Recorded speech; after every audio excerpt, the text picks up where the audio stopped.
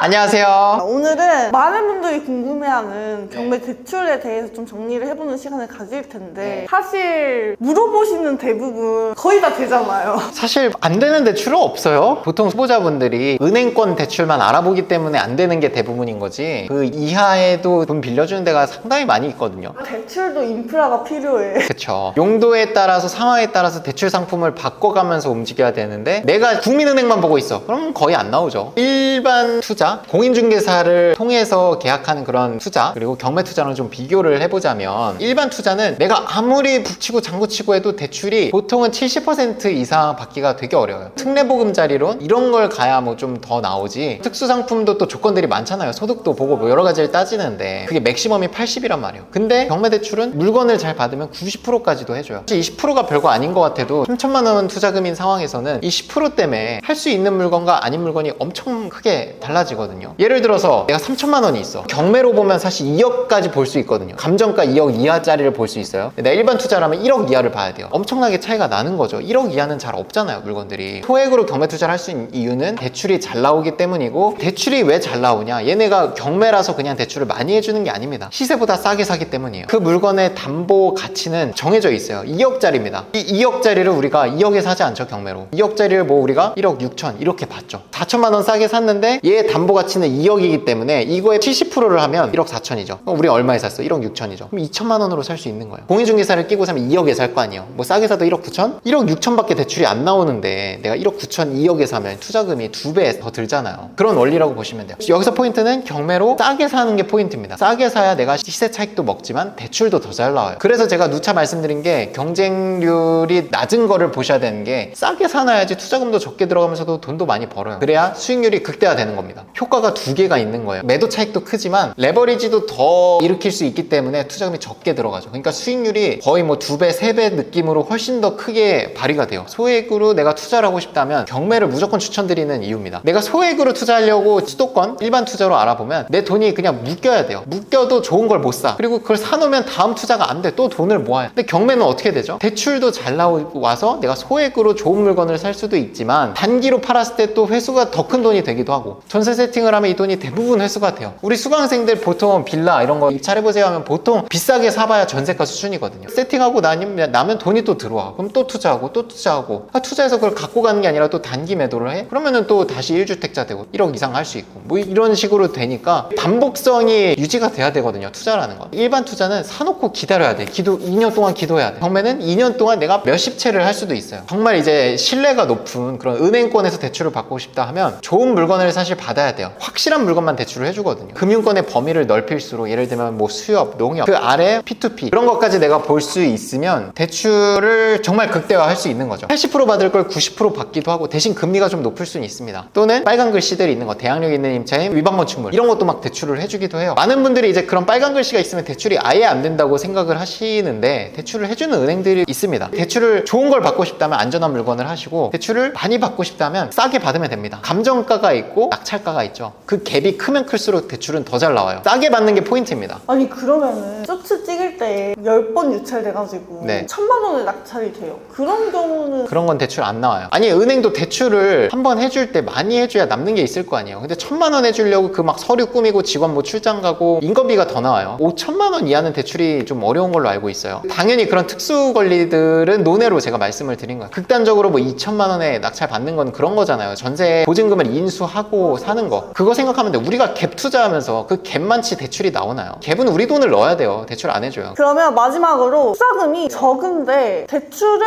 땡겨서 경매를 빨리 시작하는 게 낫냐, 아니면 최소한 3천만 원을 모으고 시작하는 게 낫냐? 이거는 대답을 알고 있다. 우리 구독자라면 전 당연히 경매 시작하는 거죠. 아니, 저도 650만 원으로 시작을 했고, 예전에는 사실 3천만 원을 모아야 됐어. 단타 매도 양도세가 너무 비싸니까. 근데 지금은 샀다 팔았다 하면서 불려고 할 수 있는데, 이거를 굳이 내가 3천만 원 모으려고 기다릴까? 라고 하면은, 저 같으면 내가 지금 갖고 있는 투자금 안에서 볼 수 있는 물건들을 좀 보고, 그 물건들 중에서도 분명히 매매 거래가 될 수 있는 것들이 있잖아요. 그거를 싸게 사서 제값에 팔고, 싸게 사서 제값에 팔고 하면 3천만 원을 내가 월급 받아서 모으는 것보다 훨씬 몇 배 빠를걸요. 돈 모으는 거랑 투자하는 거랑 따로따로 할 필요가 없잖아요. 돈은 돈대로 모으면서 모은 돈으로 투자를 할 수도 있는 거잖아요. 이걸 같이 갔을 때 돈이 자산 가치가 올라가는 거, 그리고 인플레이션 이상으로 가는 거지, 지난 3년, 4년 동안 경험을 했잖아요. 우리는 월급 모은 걸로는 기준으로는 인플레이션을 따라잡기가 어렵다 경험을 했기 때문에 젊은 세대들 많은 분들이 아시는 것처럼 추가적인 부수입이건 투자 활동이건 해야 돼요. 이걸 병행해야 따라갈 수 있는 건데 그게 저는 경매가 깡패라고 보는 거죠. 마이너스 통장은요?